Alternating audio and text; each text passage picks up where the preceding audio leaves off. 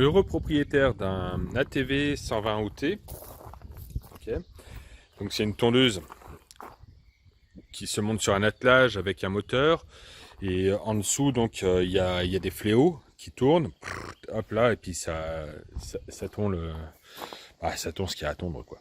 Et donc du coup, je l'attelle sur un Big Bear. C'est un quad. Donc pour ceux qui se demandent ce que c'est un 350 cm3. Ok. C'est suffisant, faut pas moins. Mais bon. Alors, donc il est monté à l'horizontale. Hein, tout ça c'est parfaitement aligné, la hauteur est bonne. Maintenant, je vais donner un petit peu mon ressenti après 2 ans d'utilisation de ce truc-là. Alors, pourquoi j'ai acheté ça? J'ai un tracteur, mais un gyrobroyeur c'est bien, mais le tracteur c'est super lent. Et j'ai un terrain qui est assez conséquent. J'ai un hectare 6, un hectare, enfin bref, quelques étangs, machin truc, légèrement en pente, avec tout ce qu'il faut, enfin bref, ça va pas mal, mais bon, c'est quand même un hectare et quelques. Et à la tondeuse standard, on va dire, on oublie.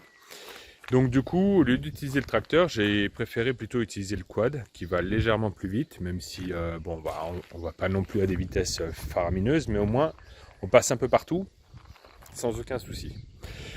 Alors, première constatation au bout d'un an à peu près, si on regarde les roues, alors là, il y a 2 façons de les monter. Soit on les monte le long de l'axe de tonte, soit on les monte à l'arrière. Alors au départ, je les avais montés à l'arrière parce que j'arrivais pas à trouver comment faire pour les monter dans ce sens-là. Bon, c'est peut-être un peu moi qui suis nul, mais bon. Et on voit clairement que ça passe au micro-poil près. Hein. C'est limite. Après, là, c'est une hauteur de tonte qui empêche que les fléaux tapent contre les cailloux. Il n'y en a pas des masses. J'ai passé quand même quelques années à tout déblayer et à préparer le terrain. Mais bon, il n'empêche que hauteur de tonte qui va bien. Les roues ne sont clairement plus alignées. C'est-à-dire qu'elles ont tendance à partir comme ça et comme ça. En gros, c'est comme si on voulait augmenter, je sais plus dans GTA ce qu'il y avait là. Enfin bref. Mais elles sont plus clairement parallèles. Et en fait, ce dont je me suis rendu compte, c'est que voilà, on voit clairement ici, là, que l'axe est tordu. C'est-à-dire que, en gros, il est monté trop faible pour pouvoir être utilisé correctement. Alors, ce qui s'est passé aussi, regardez là. Hop, les soudures, elles pètent. La tôle, elle se tord. Et du coup, ça donne du carénage, hop, à la roue. Pas bon, mais vraiment pas bon ça. Ce qui empêche le truc de péter, c'est hop, cette plaque là. Cette plaque, parce qu'en fait, ici, à ce niveau-là, ça vient forcer contre, et du coup, ça peut pas contraindre plus l'axe, quoi. Ça peut pas le tordre plus comme ça. Pas bon du tout. Les soudures pètent. Hop. Et de l'autre côté, on s'aperçoit que c'est à peu près la même chose. Là, on voit clairement que c'est cette tôle-là qui retient le reste. Sinon, ça partirait en vrille, les roues, elles partiraient comme ça, hop, elles dégageraient. Pas bon du tout, trop faible. Pourtant, des axes de malade, des écrous de taré, ça a l'air d'être pas mal. Deuxième constatation, pourquoi il y a une ficelle là au milieu? Parce que le truc il tourne tellement, alors comme me disent pas que c'est parce qu'il y a des fléaux qui manquent, qui sont pétés ou machin truc, les fléaux je les change, je vérifie à chaque fois, si jamais il y en a qui pètent. J'en ai eu 2 la saison dernière qui ont pété, enfin 2, vous savez c'est des Y comme ça, et puis 2 hop qui ont pété. Ça peut entraîner des vibrations excessives et on le sent, donc c'est pas ça. Le truc il vibre tellement avec le moteur au-dessus là que ces manivelles-là qui servent à régler la hauteur, à gauche et à droite, se mettent à tourner. C'est-à-dire que vous commencez votre pré, vous êtes à une certaine hauteur, vous finissez votre pré, vous êtes comme ça ou alors comme ça. C'est du n'importe quoi. Autre chose qui m'est arrivé en 2 ans, ces petits machins-là. Eh ben, ça se visse, ça se dévisse, hein. Ok, c'est des super manivelles. Bon, là, j'ai serré à fond, mais vraiment serré comme un taré. Et j'ai mis même de la loctite, de la glu qui permet d'éviter qu'ils se défont. J'en ai perdu 2. Alors, allez chercher sur 1,5 hectare, 2 petits bouts rouges qui dépassent, quoi. Donc ça, ok. 3e point, ces vis là. Tout vibre tellement que ces vis, elles se défont. Elles dégagent et vous les perdez. Alors, celle-là, j'ai eu de la chance, après peut-être une demi-heure d'utilisation, d'avoir vérifié, elle a été dévissée, je l'ai revissée, rebloquée à fond. Celle-là, bah, je l'ai définitivement perdue. Donc j'ai remis une tige filetée, et puis écrou contre écrou. Voilà. Donc 2e truc. 3e. Autre chose, la batterie, c'est bien, elle tient pas l'hiver. C'est simple. Alors, si vous pouvez la recharger, elle tiendra, là je peux montrer, ça démarre. Mais en gros, hop, c'est, je sais pas ce qui se passe, mais c'est nul. L'appareil, il est recouvert par une bâche. Là, bon, je viens de passer un coup de jet d'eau vite fait, mais l'appareil est recouvert par une bâche et il prend pas la pluie en direct. C'est du n'importe quoi. Autre chose. Là, donc le pot d'échappement. Bah, vous voyez, une vis, 2 vis, 3 vis. Ah, ça c'est une vis d'origine. Bon, qui était là à la base, mais on s'en fout, je l'ai refoutu là. J'en ai perdu 3 sur les 4. C'est inadmissible. Le truc là, j'allais le perdre. Et puis alors retrouver ça dans 15 000 m² de terrain, c'est impossible. Donc, ça, pareil. Vibration, ça dégage. Hop, on n'en parle plus. Donc, bon, bah après, j'ai retrouvé l'autre vis, j'ai foutu de la loctite et puis j'ai revissé. Mais inadmissible. Alors, autre chose. Regardez l'état de de la sortie d'antiparasite là. Voilà. Après 2 ans.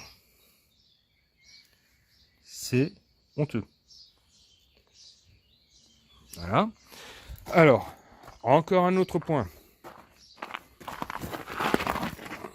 Aujourd'hui, je tondais.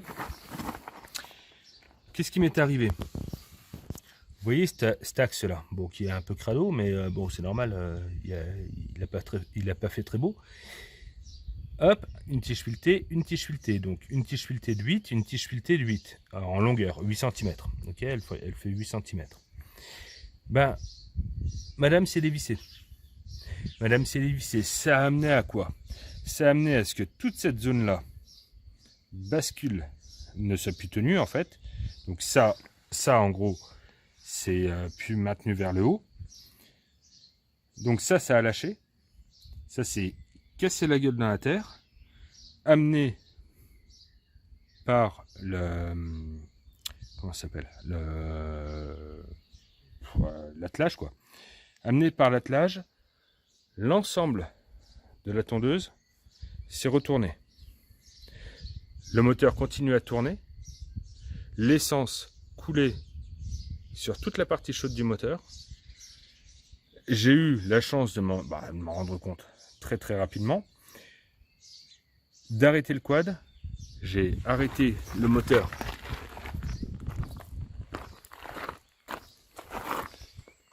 ici, ok, mais le truc était retourné, l'essence coulait, c'était vraiment tout retourné, hein. L'essence coulait directement sur le pot d'échappement, ça fumait dans tous les sens. J'ai eu qu'une chose à faire, c'est d'arrêter le quad. J'ai pas réussi à désatteler forcément parce que trop lourd. Le truc il fait quand même 270 kg, hein, faut pas oublier. Même si l'axe est correctement mis, c'est super lourd. Une fois que c'est planté dans la terre, c'est la merde. L'essence coulait. J'ai 4 litres d'essence qui ont coulé sur le moteur. J'ai eu une chance faramineuse que ça ne prenne pas feu. Je suis retourné vite fait au garage pour aller chercher l'extincteur et un piquet pour pouvoir soulever et le redresser. C'est un truc de merde. C'est honteux de faire ça. Suite à ça, qu'est-ce qui s'est passé? Le moteur était complètement retourné. Toute l'huile est passée dans le haut moteur. Ok? Ce qui veut dire que là où il y a la combustion, normalement, eh ben, c'était gavé d'huile.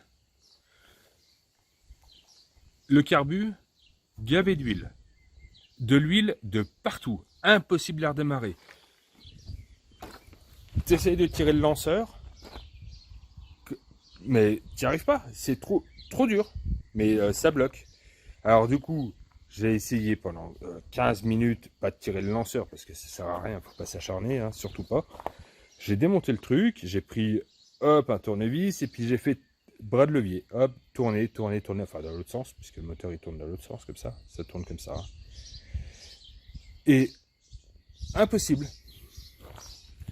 Obligé de démonter le carbu, la cuve, obligé de démonter ça, d'enlever la bougie, de purger l'ensemble du moteur pour faire en sorte qu'il retrouve des conditions, on va dire, atmosphériques normales, quoi. Un truc de merde. C'est très très particulier. Pour, je sais plus, 2800 balles, ou je sais plus combien j'avais payé à l'époque, ce truc-là, il faut vraiment, vraiment s'en méfier. À moins que vous ayez à tondre un Golf. Si vous avez hérité d'un Golf, ouais, ben ok, vous allez pouvoir vous amuser en quad, machin. Et dès que vous avez un terrain légèrement en pente, comme c'est le cas ici, je veux dire, c'est pas non plus énorme, hein, mais il suffit d'un petit peu de pente, de trous, de machin, ça vibre de partout. C'est honteux de vendre ça à 3000 balles. Bon, ça c'est mon retour d'expérience. Celui qui n'est pas capable de savoir bricoler, de savoir dégorger un moteur et tout le bordel, de savoir changer les fléaux, de savoir se démerder en mécanique, alors là, surtout, qu'ils ne prennent pas ça pour acquis. S'ils ont d'autres modèles, je vais bien les tester pour eux, parce que clairement, j'en suis pas très content, quoi. Donc, faites comme vous voulez, mais au moins c'est mon avis.